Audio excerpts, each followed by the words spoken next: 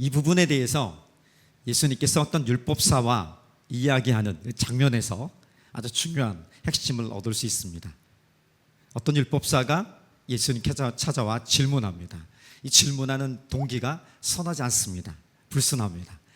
자기를 드러내고 예수님을 좀 올무에 빠뜨리고 나도 좀 괜찮은 사람이다, 자기의 의를 드러내고 싶었던 율법사, 율법학자, 하나님 말씀 구약의 율법에 대해서 잘 알고 있는 이 사람이 예수님을 찾아와 묻습니다. 선생님, 어떻게 하면 영생을 얻을 수 있겠습니까? 몰라서 묻는 것이 아니죠. 예수님이 정확히 그 사람을 알았고 그 의도를 알았기 때문에 질문에 질문을 대답하십니다. 그래, 너는 성경에 너의 생각에는, 그래, 너는 율법을 공부했고 율법을 잘 알고 있으니까 너의 생각은 어떠니? 이렇게 다시 질문합니다. 이 율법사가 얘기하죠. 아주 한시도 지체 없이 잘 알고 있는, 아주 당당하게 선포합니다. 말하죠. 마음과 목숨과 뜻을 다하여 힘을 다하여 하나님을 사랑하고 내 이웃을 내 몸처럼 사랑하는 것입니다. 정답이죠. 성경 전체에 흐르는 가장 중요한 말씀인 것이죠. 예수님이 별다른 말씀하지 않죠. 그래, 잘 알고 있구나, 그대로 살아라, 살아내라, 이렇게 말씀합니다. 칭찬도 없고 대단한 어떤 것도 없습니다. 그래서 이 율법사가 여기서 끝나면 좋은데 뭔가 자기가 드러나지 않은 것 같아요. 오히려 잘 대답은 했지만 예수님께서 좀 더 돋보이는 이런 상황이 돼버린 것입니다. 이런 상황에서 예수님께 다시 한번 이 율법사가 질문을 연결해서 던집니다. 그러면 선생님은 이웃이 누구라고 생각합니까?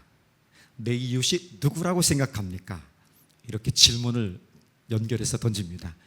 이 질문에 대한 예수님의 답으로 예수님은 그 유명한 사마리아 사람, 선한 사마리아인의 비유를 말씀하십니다. 선한 사마리아인의 비유.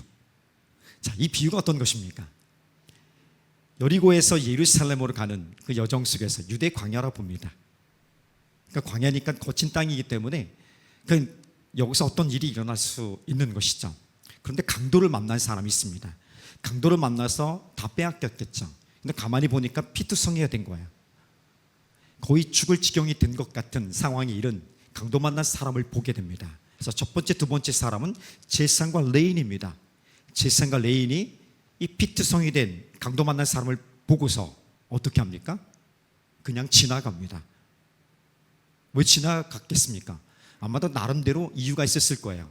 나는 예배를 집례해야 되기 때문에 혹시 시체를 만지면 내 사명에 문제가 생길 것이고 내가 해야 될 일들을 못하기 때문에 못 본 척하고 그냥 가도 될 거야. 굳이 나와 상관이 없는 사람이네, 내게 어떤 도움도 준 사람도 아니고 내가 아는 사람도 아니고 내가 아니고 누군가가 또 도와줄 수 있겠지 하는 그 마음을 가지고 제사장과 레위는 그냥 지나가 버립니다. 자, 그 다음에 마지막 세 번째 사람이 오게 되죠. 사마리아 사람입니다. 사마리아 사람에 대해서 우리가 충분히 얘기할 시간은 없겠지만 사마리아 사람은 이스라엘 유대인들에게 사람 취급받지 못하는, 괴 돼지 취급받는 그런 종족, 그런 사람 부류, 집단, 지역의 사람입니다. 그런데 그 사람이 강도 만난 사람을 보고 거의 죽어가는 사람을 보고 어떻게 했냐면 성경 자세히 보면 불쌍히 여기는 마음이 생긴 거예요. 불쌍히 여기는 마음이 생긴 거예요. 딱 보니까 내 형제, 내 가족 같은 거야. 불쌍히 여기는 마음이 생기는 것입니다.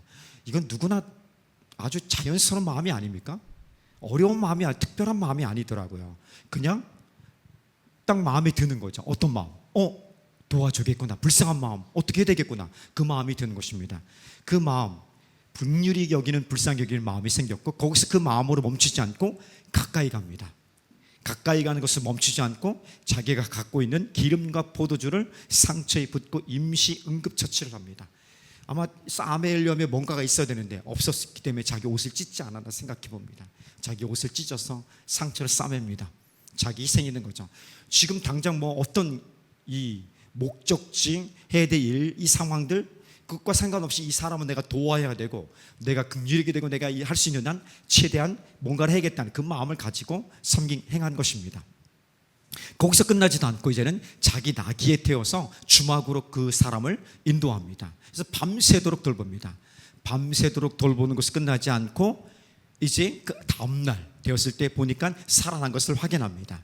확인하고 이제 길을 떠나야 되겠죠. 길을 떠나야 되는데 그냥 내버려두면 안 되니까 주막 주인에게 2데나리온, 약 한 이틀치 싹쓸 비용을 지불하면서 좀 잘 좀 부탁합니다. 잘 좀 부탁합니다. 혹시라도 더 비용이 들면 내가 돌아올 때 반드시 갚을 테니까 꼭 좀 부탁합니다. 자기가 할 수 있는 최선, 최대한의 것을 다 행하고 자기의 길을 떠나게 됩니다. 자, 그렇게 선한 사마리아 비유가 끝나고 예수님께서 이제는 질문을 던집니다. 자, 가까이 와보라고. 자네 생각에는 누가 이웃이라고 생각하는가? 그 질문에 대한 답은 듣는 모든 사람이 알 수 있을 것입니다. 이 율법사가 좀 이렇게 마음이 움츠러들고 거의 들리지 않는 소리로 자비를 베푼 사람입니다, 이렇게 했을 것 같아요. 맞죠? 당연한 거죠. 그래서 예수님이 한 말씀을 더 합니다. 너도 그대로 가서 이 선한 사마리아인처럼 살아라 이렇게 말씀하고 있습니다. 위대한 것이죠. 우리는 듣고 가슴이 뜨거워지고 이해하고 뭔가 결정하고 도전하는 일들은 어마어마하게 많이 했던 경험이 있습니다.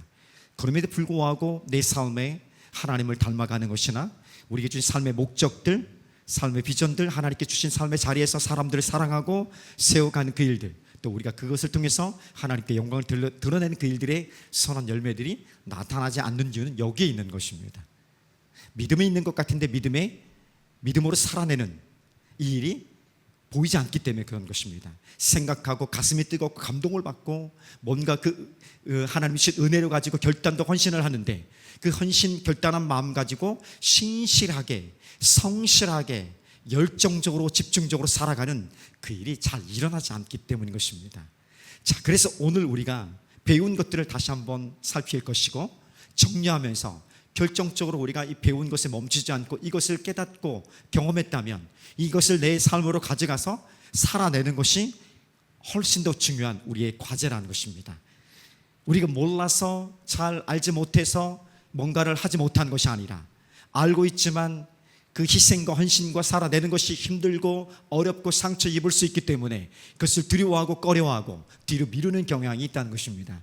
자, 이것과 싸워가는 매일매일의 삶이 있어야 될 것이고 이전보다 더 많은 싸움에서 승리가 일어나길 소망하고 더 많은 승리를 통해서 우리가 주님 앞에 그날 갈 때는 착하고 충성된 동안 잘하였도다 라고 우리를 평가하시고 우리를 위로하시고 칭찬하시는 하나님의 메시지를, 칭찬의 메시지를 듣기를 주님의 이름으로 축복합니다.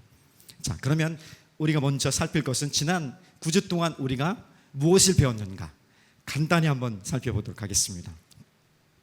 목적이 이끄는 삶, 이 목적은 결국은 내 스스로 찾을 수 있는 이 땅에서 온 것이 아니기 때문에 나를 만드신, 그리고 나를 만드신 하나님, 나를 만드신 하나님이 나에 대한 사용 설명서를 기록한 성경, 이것을 잘 살피면, 하나님을 찾고 성경을 잘 찾고 살피면 그 안에서 우리는 찾을 수 있다고 주님 말씀해 주신 것입니다. 그래서 우리 첫 번째 시간에 함께 나누었던 것은 내 삶의 전부를 다하여 하나님을 인정하는 것입니다. 잠언 3장 6절의 말씀입니다.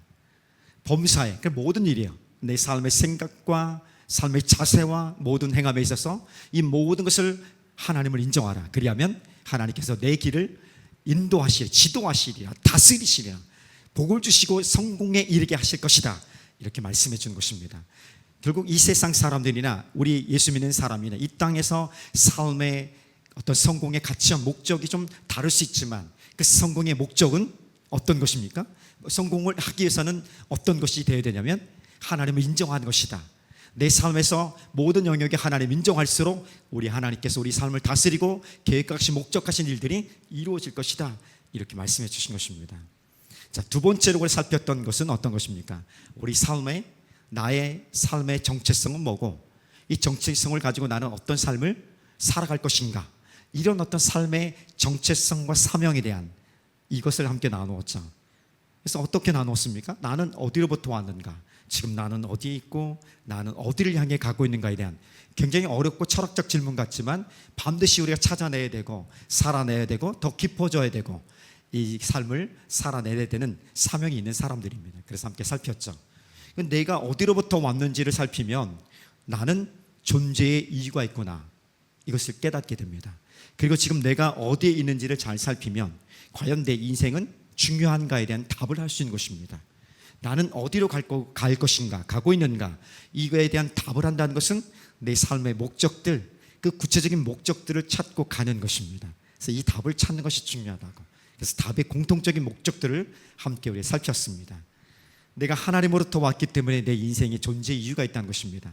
하나님 나를 사랑하시기 때문에, 하나님 나를 사랑하시기 때문에 만드셨고, 사랑의 파트너로 함께 사랑의 대상자로 나를 삼아주셨기 때문에 나는 이 세상에 왔고 내가 존재하는 의미, 이유가 있다, 함께 살폈죠. 기억나십니까? 자, 전혀 처음 듣는 이야기는 아니죠. 함께 우리가 오랜 시간 동안 나눴던 거예요.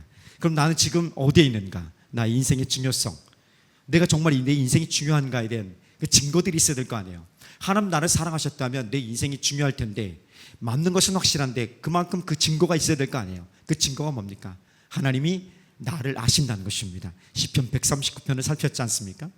하나님 나를 아시는데 얼마나 아시냐면, 앉고 일어서는 것, 행하는 모든 삶에 내 생각, 그럴 때로 내가 실패해서 멀리 떨어져서 도망쳐 있을 때 그 모든 것까지도 하나님 나를 아신다고 말씀하고 있습니다. 나를 아신다고 말씀하시는 것은 나를 이해하신다는 것입니다. 나를 이해하기 때문에 나의 필요를 알고 나를 도울 수 있다고 말씀해 주는 거죠.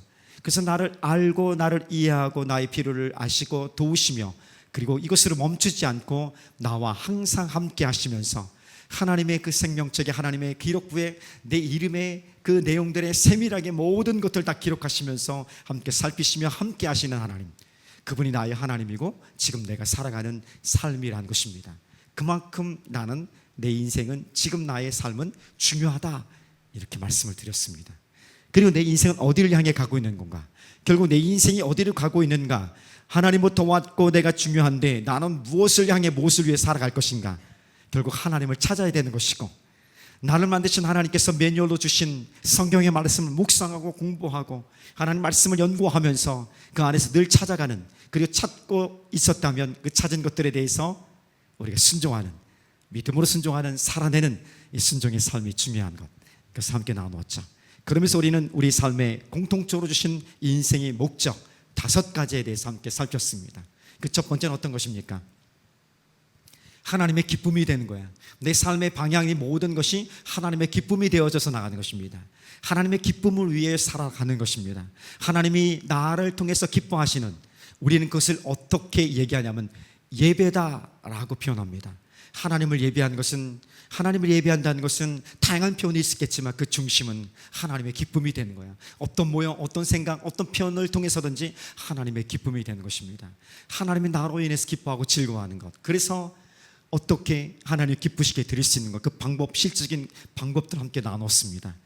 내 마음과 목숨을 다하여, 그러니까 열정을 다하여 하나님을 예배하는 것입니다. 열정을 다하여 모든 상황 속에서, 때로는 형편없이 어려운 상황 속에서도 열정, 그 마음 중심만큼은 열정적으로 함께 예배하는 예배의 삶이 중요하다. 그렇게 열정적으로 예배하자. 뜻을 다하여, 우리 생각입니다. 우리의 모든 생각을 다하여서 생각해야 됩니다. 그냥 사람들이 이야기하는 대로 그냥 내가 검증되지 않는 것도 따라가는 인생이 아닌, 하나님 말씀 앞에 서고 깨닫게 하시는 그 성령의 인도하심을 따라 생각되어진 그것들, 묵상되어지면서 몇 번이고 곱씹으면서 하나님께 내게 주신 그 생각들, 그것들 가지고 집중하여서 하나님께 집중하며 나가는 것입니다. 그리고 힘을 다하여 살아가는 것이죠. 어떻게? 실제적인 것입니다. 실제적인 삶에 내가 갖고 있는 재능과 은사와 내가 갖고 있는 소유들, 내게 주신 시간들, 경험들, 이런 것들 가지고 어떤 것을 통해든지 하나님을 사랑하는 것과 내 필요한 사람들 섬기며 살아가는 그 모습이 바로 예배다, 이렇게 말씀하고, 그 예배는 하나님의 기쁨이 되는 것이다, 이렇게 표현했습니다. 자, 하나님을 예배하는 것, 두 번째는 어떤 것이었습니까? 우리 삶의 인생의 목적이 공통적인 것은 하나님의 가족들, 우리에게 주신 가족들을 사랑하는 것입니다. 육체적인 혈연 관계를 맺은 가족들은 유한합니다. 그러나 하나님의 가족들, 예수 그리스도의 이름을 믿고 구원받은 하나님의 백성들은 영원한 하나님의 백성들인 거죠. 자, 그 가족들을 사랑하는 것입니다. 물론 우리 육체적인 가족들 사랑하지만 더 넓게 하나님의 백성들, 하나님의 가족들을 사랑하는 것입니다. 이것을 우리는 교제다, 이렇게 말씀하고 있는 것입니다. 뭐 다양하게 밥 먹는 것만이 교제한 것, 속으로만이 교제가 아니라 더 나아가서 함께 기도하고 살피고 그의 어려운 삶의 현장에서 함께 들어주고 공감하고 뭔가 필요한 것들을 들어줄 뿐 아니라 도와줄 수 있는 실적인 어떤 표현들이 함께 교제하는 하나님의 백성들을 사랑하는 방법이다, 이렇게 말씀드립니다. 왜 우리가 하나님의 백성들을 사랑해야 하냐면 그 사랑할수록 하나님을 더 알아갈 수 있는 것입니다. 사랑이 하나님이 어떤 분이신지를 어떻게 알 수 있습니까? 이론과 내용 글자로 아는 것이 아닌 내가 하나님의 사랑을 경험해 봄으로 말미암아 알아갈 수 있는 것이죠. 그래서 하나님의 백성들을 함께 사랑하는 것입니다. 사랑함을 통해서 하나님의 사랑을 알게 되고 하나님의 사랑을 알게 되니까 닮아가는 모습들이, 그 성품의 열매들이 내 안에, 내 삶에 나타나는 것입니다. 이것이 내가 살아가는 이유, 목적이다, 이렇게 말씀드렸습니다. 세 번째 공통된 목적은 뭡니까? 예수님의 성품과 삶의 자세, 그 삶을 배워가고 닮아가는 것입니다. 어떻게 예수님의 성품을 닮아갈 수 있습니까? 어떻게 예수님처럼 살아낼 수 있겠습니까? 저절로 되지 않습니다. 훈련입니다. 연습입니다. 어마어마한 훈련들이 필요한 것입니다. 그래서 예배하고 우리가 훈련하고 교제하는 이 모든 것들이 예수님을 닮아가고 예수님처럼 살아내기 원하는, 작은 예수가 되어서 예수님의 영광을 위해서 살아내는 그 인생을 살아내기 위해서 오늘 훈련하고 있는 것입니다. 그 훈련의 도구로 하나님께서 우리에게 주신 세 가지의 대표적인 것들이 있습니다. 어떤 것이돼요? 고난입니다. 훈련이 쉬울수록 효과는 떨어집니다. 훈련이 셀수록 강할수록 효과는 반드시 일어납니다. 그렇죠? 오늘 예배 전에 어마어마한 그 세션이 있었어요. 빠바밤 이거 한 거 뭐 있더라고. 가득해 뭐 이거 한 거야. 근데 막 영화들이 막 잘할 수 있어, 할 수 있어, 알아, 나도 할 수 있는 거 아는데 너무 압박하는 거야. 할 수 있어 다들 근데 이거 들어오니까 또 하는 거예요. 이야, 강하게 하면 또 하더라고.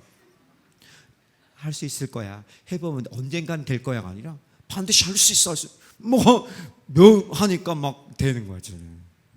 훈련이 셀수록 강한 것이죠. 가능한 것입니다. 그래서 우리가 고난이란 것은 정말 고난 없는 삶이 아무도 없습니다.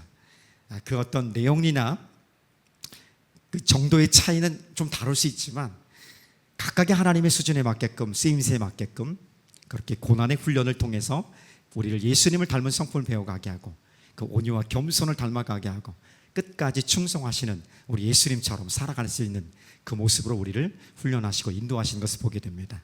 그런 은혜가 우리 가운데 있었던 것입니다.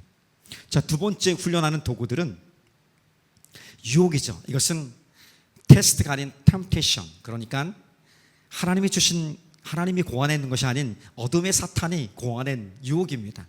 근데 유혹적인 상황도 하나님이 사용하신다는 사실입니다. 유혹적인 상황에서 내가 무엇을 선택하느냐에 따라서 어마어마한 결과가 나타나는 거야. 내가 아무리 힘들고 어려운 상황이 있을지라도 내가 빛을 선택하는 순간 어둠은 사라지는 것입니다. 내가 하나님과 돈 앞에 섰을 때에 하나님을 선택하는 순간 돈을 다스릴 수 있는 그 능력이 우리 가운데 있는 것입니다. 이 매일매일의 선택, 유혹적인 상황에서 우리 가운데 하나님은 보기 원하는 것입니다.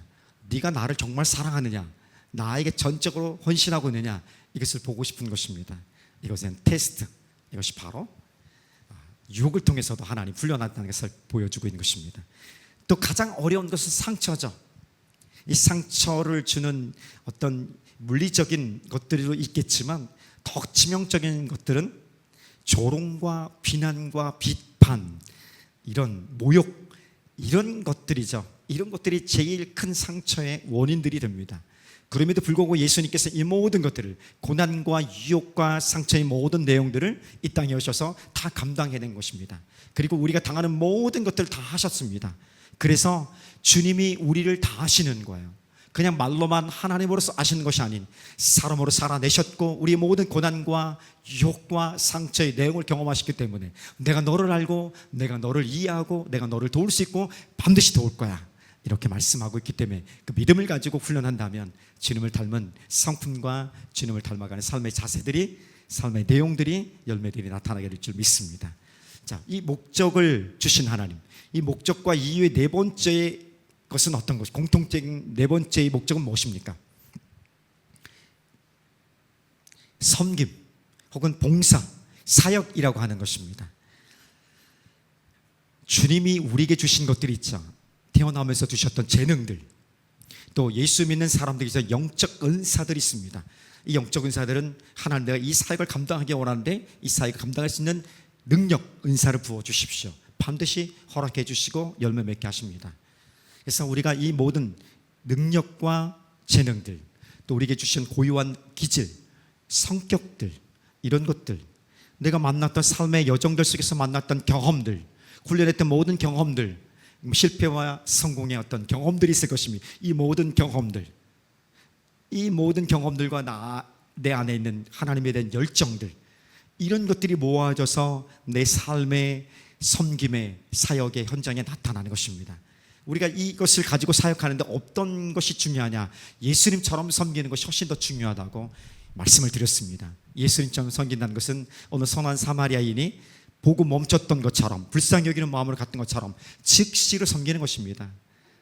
뒤로 미루게 되면 하나님이 주신 감동들이, 그 열정들이 조금씩 사라지면서 언젠가는 사라지고 그냥 다시 없던 걸로 되어버린 경향들이 우리 삶의 연약함 가운데 경험됩니다. 그래서 즉시로 섬기는 것, 예수님처럼. 또 예수님처럼 섬기는 것은 어떤 상황 속에서도, 어떤 비난과 조롱 속에서도 감사하는 마음으로 섬기는 것입니다. 놀라운 것은 그것이 감사할 상황이 아님에도 불구하고 감사함으로 섬길 때에 모든 불평과 원망들과 두려움과 불안함들이 사라진다는 사실입니다.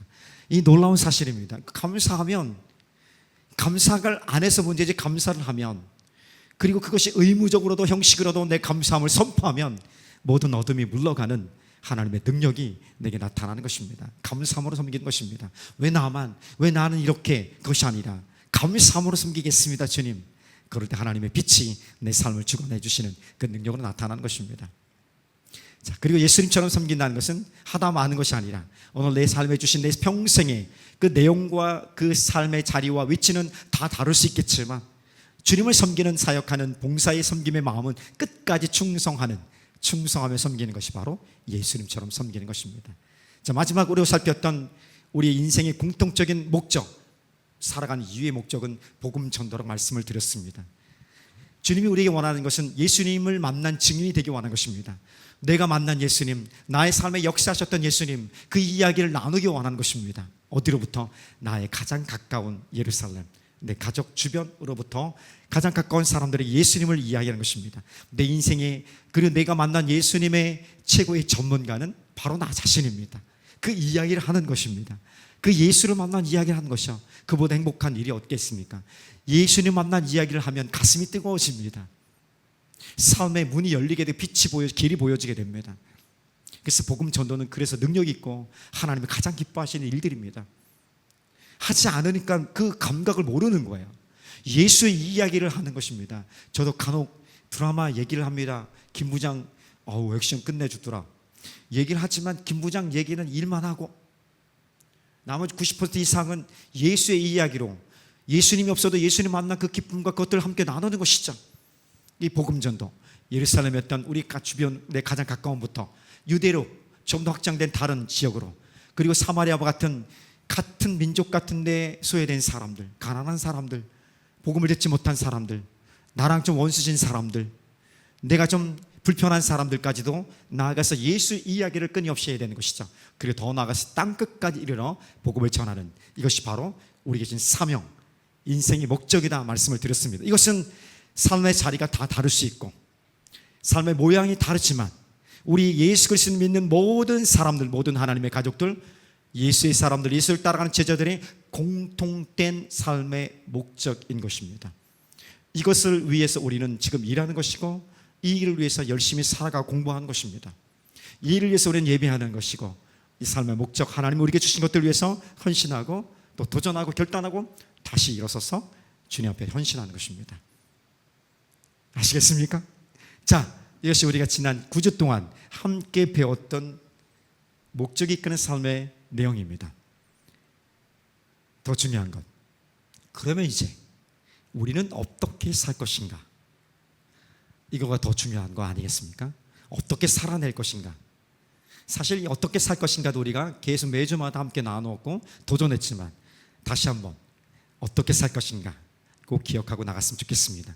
결국은 서론에서 함께 율법사와 예수님의 만남 속에서 사마리아 선한 사마리 비유를 통해서 예수님 말씀하신 것처럼 너도 그대로 가서 행해라, 살아내라. 네가 알고 있는 거, 배운 거, 깨달은 거 살아내라. 이것이 답인 것입니다. 그냥 할 수 없이 살아가기 위해서 살아가는 인생, 그러니까 사라지는 인생, 세상은 그렇게 얘기합니다. 그리고 그 안에서 위로와 격려를 받아요. 힘든 상처와 고통을 경험하면서 어떻게 살 수 있을까 했더니 살아가니까 또 사라지더라, 살아내니까 살아가더라. 이게 세상의 사람이지만 굉장히 소극적인 거예요. 이것도 괜찮아요. 해야 돼요. 정말 힘겨운 삶의 자리에 살 수 있어 견뎌내야 되는 사람들이 꼭 필요합니다. 그런데 우리는 여기서 조금 더 나아가서 할 수 있는 것들을 하는 것입니다. 좀 더 적극적인 믿음을 가지고 해야 하는 것들을 하는 것입니다. 우리가 배우고 경험하고 깨닫고 헌신했던 것들, 도전했던 것들, 이미 실패했던 것들을 할지라도 다시금 불러 일으켜서 성령이여 내가 이 일을 감당하기 원합니다. 주의 말씀 붙들고 다시 한번 헌신하며 집중하며 주님 앞에 나아가겠습니다. 주여 우리와 함께하여 나와 함께하여 주셔서 이 일에 열매를 맺게 하시고 이루게 하여 주시옵소서. 살아내는 믿음의 순종들이 날마다 일어나야 될 줄 믿습니다.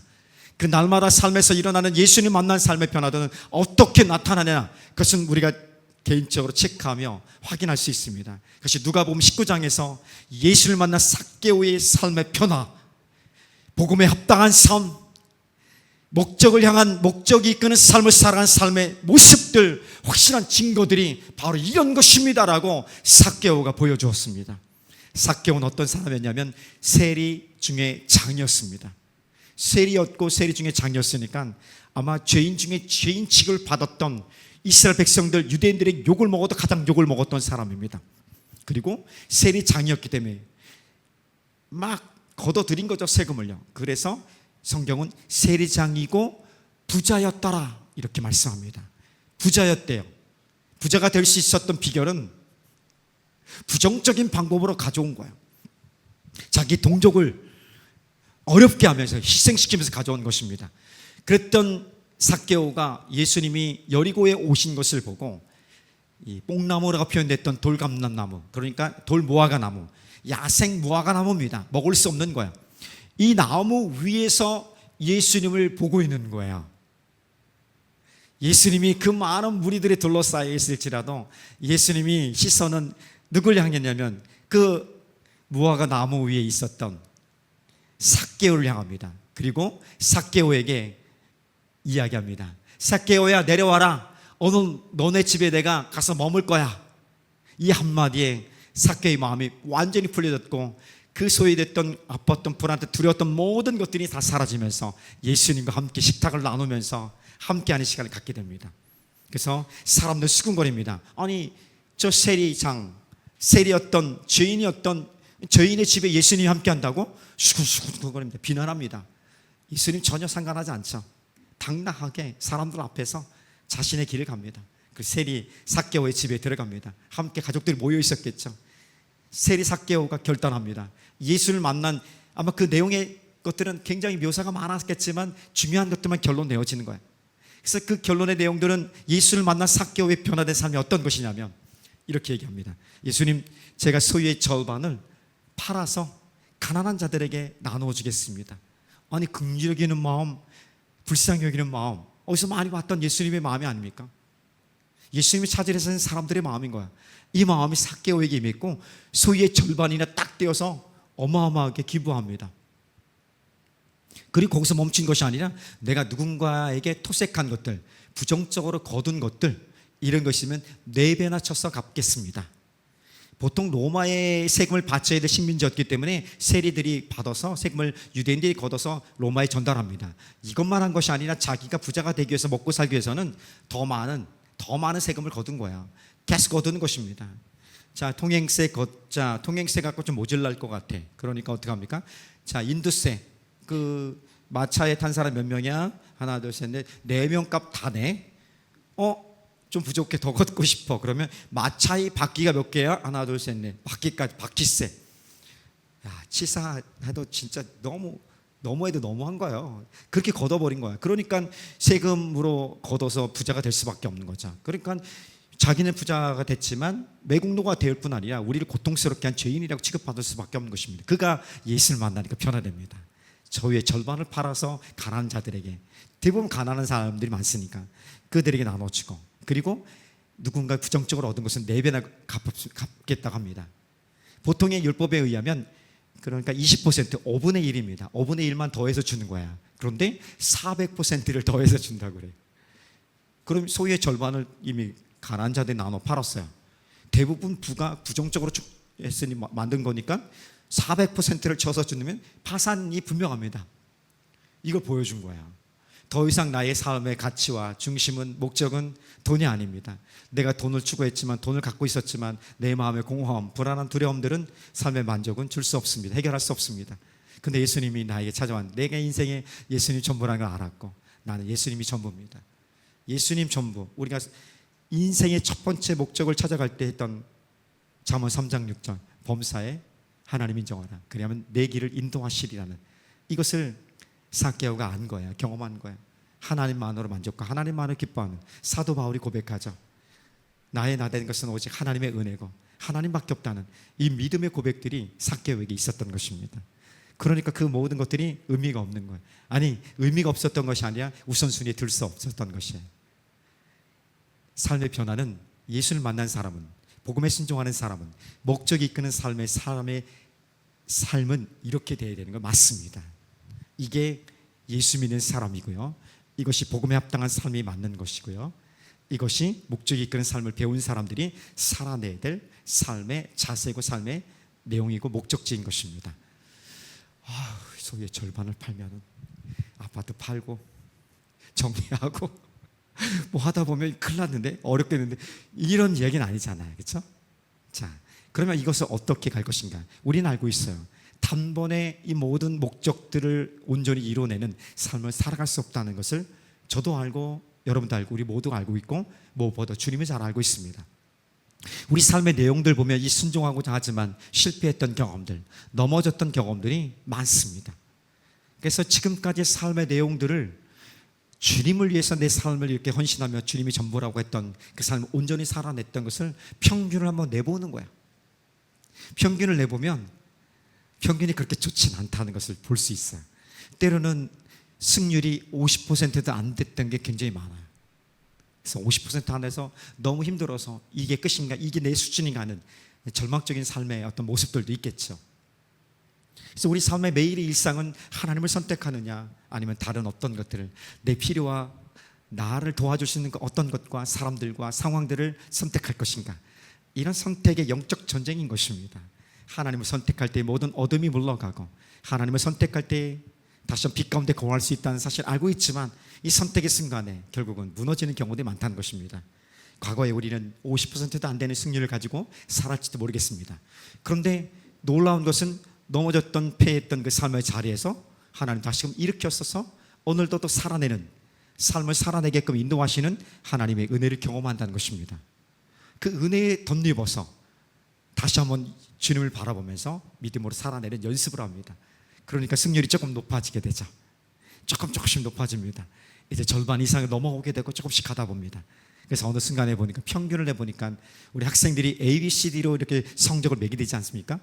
예전에는 시들 하다가 F도 나오고, 시들 그러니까 C, D 하다 F도 나오고 이렇게 했는데, 어느 순간에 보니까 C가 많아져요. 막 중간치를 하는 거예요. 중간치만 봐도 너무 기쁜 거예요. 오늘 제가 학생들에게 물어봤습니다. 너의 내신이 상중하에서 어디냐? 중이면 중에서 중상이냐 중하냐? 이렇게 물어봤더니 자기 진단을 잘 하고 있더라고요. 딱. 그래서 C 플러스 나오니까 너무 기뻤는데, 어느 순간 B가 거기 하나 띄는 거, B가 80점 이상이 나온 거예요. 막 승률 80% 이상. 그래도 나름대로 자부심을 갖고, 그냥 선한 일을 하면, 우리가 좋은 일하고 선행을 하면 너무 그냥 그 자체가 누가 알아주지 않아도, 누가 뭐 칭찬하지 않아도 그냥 기쁨이지 않습니까? 뿌듯한 마음들, 하나님 인정하는 그 마음이 스스로에게, A 맞는 사람들에게 B 하나 있는 것은 뭐 그렇게 대수롭지 않은 거지만, CD 하다가 B가 나온 사람에게는 이거 어마어마한 일이지 않습니까? 근데 더 놀라운 것은 아주 오랜 시간 이것이 누적되다 보니까 평균을 내보니까 B 플러스가 나오는 거예요. 내게도 이 플러스가 나오는구나, 이때가 오는구나. 그 소망과 기대를 갖습니다. 나의 달려갈 길과 주 예수께 받은 사명, 꼭 하나님의 은혜의 복음을 전하는 일을 마치려 하면은 내 생명을 조금 더 귀한 것을 여기지 아니하노라 했던 사도 바울의 고백을 가지고 내가 주님 끝까지 충성하겠습니다. 주님 앞에 그때 가서 성적표 내빌 때는, 성적표를 받아볼 때는 A 클래스를 내가 받길 소망합니다. 그것을 바라보며 오늘 내 삶을 주님을 의지하며 따라갑니다라는 믿음의 고백과 헌신과 기대를 가지고 살아야 되는 것입니다. 그래서 오늘 말씀인 누가복음 9장 23절, 아무든지 나를 따라오려거든 자기를 부인하는 것. 날마다 오늘 배우고 익힌 것들을 누가복음 19장에 나오는 삭개오의 삶을, 목적지를 바라보면서 전부를 하나님께 드릴 수 있는, 내 전부가 나의 모습, 나의 생명, 나의 소유가 우리 마지막 찬양이 그렇게 주님 앞에 있다고 고백했던 그것이 온전히 이루어지는 그 모습으로 그 목적지를 향해 살아내는 것입니다. 어떻게? 내 뜻과 내 생각을 자꾸 주님 앞에 내려놓는 것입니다. 내가 내 생각과 내 뜻대로 행할 때는 패하지만 내 생각과 내 뜻을 내려놓고 주님 어떻게 하겠습니까? 주님이 주신 감동을 가지고 순종할 때는 항상 이기지 않았습니까? 내가 주님을 선택할 땐 빛으로 나갈 수 있었고, 그것이 때는 고달프고 희생이 있고 때는 모욕을 당할 수 있었지만 반드시 하나님이 위로하시고 회복하시고 용기를 주실 뿐 아니라 그 경험을 통해서 더 큰 사람으로 만드시는 위대한 경험을 우리가 했던 것입니다. 나는 약하지만 하나님이 함께 하시면 강하다는 것을 배웠고, 하나님이 강한 하나님 나와 함께 하기 때문에 내가 누구를 두려워하겠습니까? 내가 그 어떤 사람을 변화시킬 수 없지만 하나님 함께 하시면 하나님 그 사람을 변화시킬 수 있고 그 상황들을 새롭게 하시고 나를 향한 하나님의 놀라운 계획들을 통해서 하나님의 영광과 이웃을 사랑하는 그 모습이 그대로 나타나게 될 줄 믿습니다는 나를 부인하는 삶이 되어진 것입니다. 그리고 그 구체적인 내 삶의 자리로 들어가서 살아내는 것입니다. 그것이 내 십자가죠. 내 십자가를 기쁨으로 즐거움으로 지는 것입니다. 삭개오가 뽕나무에 내려올 때 할 수 없이 예수님 말씀을 따라가는 것이 아니라 성경을 자세히 보면은 즐거워하며 기쁨으로 내려왔다는 거야. 주님 영접하는 거야. 즐거워하며 기뻐함으로. 그래서 즐거워하며 기뻐하는 마음으로, 감사하는 마음으로 오늘 우리의 주제 삶의 자리를 찾아가고 삶의 내용들, 사명들을 감당하며 그렇게 주님의 뒤를 따라가는 것입니다. 그렇게 어설프게 따라가다 보니까 정신 차리고 따라갈 수 있고 또렷하게 보이는 것이고, 시편 119편 105절에서 얘기한 것처럼 주의 말씀 내 발의 등이요 내 길의 빛이라는 이 능력의 말씀이 살아 역사하는 내 삶의 능력으로 나타나는 그 삶을 살아나게 될 줄 믿습니다. 우리 실패할 수 있고 넘어질 수 있지만, 그리고 그 연속적인 모습에서 나를 건지시는 하나님이 역사를 경험했지만, 내가 더 중요한 것은 내가 넘어지지 않는 삶을 주님 붙들며 살아내겠습니다는 좀 더 긍정적이고 적극적인 믿음의 삶으로 나가는, 나를 살피시는 주님을 향해서 내가 주의 선하심과 인자하심 바라보며 끝까지 주님을 따라가겠습니다는, 살아내겠습니다는, 오늘을 살아내겠습니다는 믿음의 삶이 바로 목적이 이끄는 삶을 배운 사람들의 오늘의 삶의 자세입니다. 중요한 건 자세입니다. 자세입니다. 이 자세를 바로 잡고 가기를 주님의 이름으로 축복합니다.